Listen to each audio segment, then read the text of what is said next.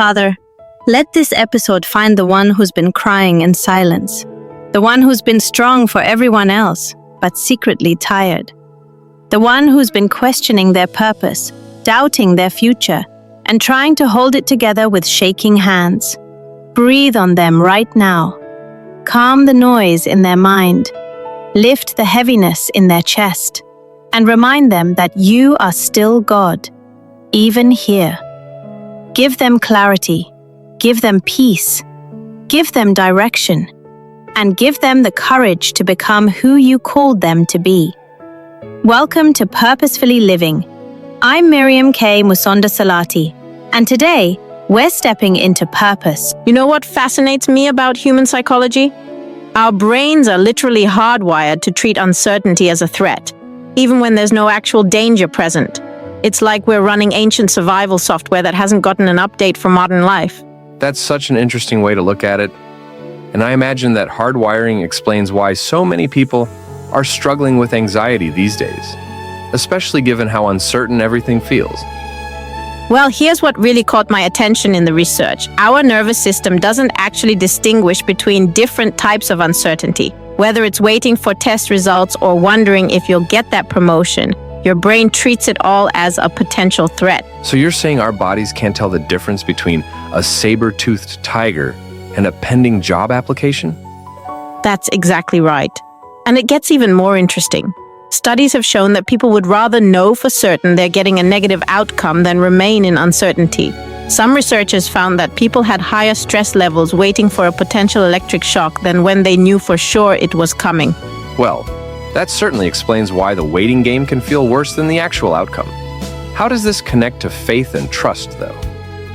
So here's where it gets fascinating. There's this concept called predictive processing, where our brains are constantly trying to create certainty, even when it doesn't exist. That's why people of faith sometimes struggle with this tension between trust and their natural desire for control. You know what's really striking about that? It reminds me of how ancient spiritual practices often included physical elements, like breathing exercises or meditation, to help calm the nervous system. Exactly. And modern neuroscience is actually backing this up. When we regulate our breathing and physical response first, we're better equipped to access the rational, trusting part of our brains instead of staying stuck in that fear response. That makes me think about how we often try to think our way out of anxiety when maybe we should start with the body first. Right. And this connects to something really powerful in the research about transforming our what-if thoughts into even-if statements. It's not just positive thinking. It's actually a way to help your brain process uncertainty differently. Could you give some specific examples of how that works?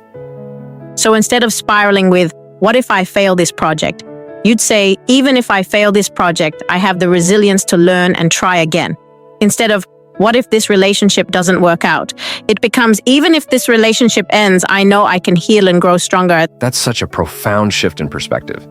It's like building emotional antibodies against uncertainty. You know what's really interesting about that analogy? Just like our immune system needs exposure to build resistance, our faith actually grows stronger through engaging with uncertainty rather than avoiding it. That reminds me of the concept of anti-fragility, things that actually get stronger when exposed to stress and chaos. Exactly. And here's where the neuroscience and spirituality really intersect. When we practice this, even if thinking regularly, we're actually creating new neural pathways. We're literally rewiring our brain's response to uncertainty. So it's not just about having more faith. It's about training our whole system to respond differently to uncertainty? Precisely. And research shows that small, consistent practices are more effective than occasional intense efforts. It's like building a muscle. You don't get stronger by lifting one huge weight once. You get stronger through regular, manageable exercises. That really challenges the idea that faith should just be naturally unshakable all the time. Well, here's what's fascinating about that.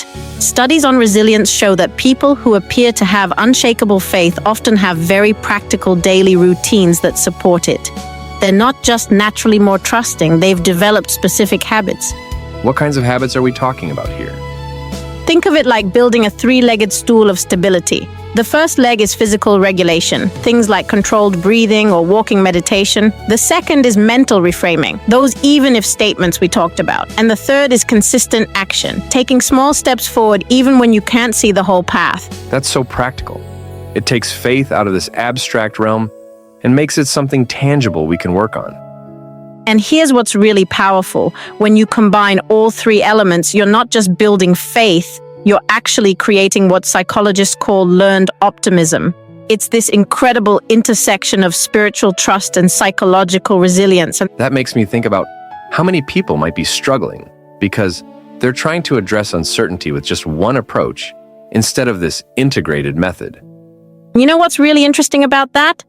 Research shows that people who integrate multiple approaches, spiritual, psychological, and physical, show significantly better outcomes in dealing with uncertainty than those who rely on just one method. Well, that certainly explains why some traditional practices combine prayer with movement or breathing exercises. Exactly. And modern science is now validating what many spiritual traditions have known for centuries, that our mind, body, and spirit are deeply interconnected when it comes to handling life's uncertainties. So, what would you say is the key takeaway for someone who's struggling with uncertainty right now? Well, the research points to three main things. First, recognize that your anxiety about uncertainty is a normal biological response, not a spiritual failure. Second, start with regulating your physical response before trying to change your thoughts. And third, build trust through small, consistent actions rather than waiting for some perfect moment of unshakable faith. That's really powerful. It's about building a sustainable practice rather than seeking a quick fix. And perhaps most importantly, understanding that uncertainty isn't something to eliminate from our lives. It's something to build a stronger relationship with. Just like any other relationship, it takes time, patience, and consistent effort to develop. That's such a refreshing perspective on what many people see as just an obstacle to overcome. You know what? Maybe that's the real transformation. Not in having all the answers, but in developing the capacity to stay grounded even in the questions. And that's something we can all work towards, one small step at a time. What a powerful conversation. To our guest, thank you for your time, your truth, and your willingness to pour into others. May God multiply what you shared today and return it to you in strength, joy, and open doors.